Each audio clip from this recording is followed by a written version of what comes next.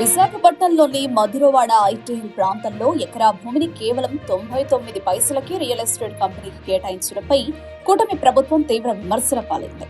27 ఎకరాలకు పైగా భూమిని రహేజా కార్పుకు అప్పగించాలన్న నిర్ణయంపై హైకోర్టు కూడా ఆశ్చర్యం వ్యక్తం చేస్తూ కీలక ప్రశ్నలు సంధించింది.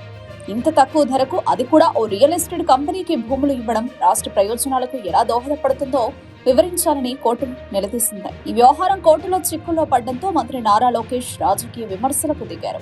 పెట్టుబడులు, ఉద్యోగాలను వైఎస్ జగన్ అడ్డుకుంటున్నారంటూ ఎక్స్ వేదికగా ఆరోపణలు చేశారు. కానీ అసలు ప్రశ్నలు వేయాల్సింది ప్రతిపక్షాన్ని కాదు, కోర్టు లేవనెత్తిన అంశాలకు సమాధానం చెప్పాల్సింది ప్రభుత్వమేనన్న అభిప్రాయం వ్యక్తమవుతోంది.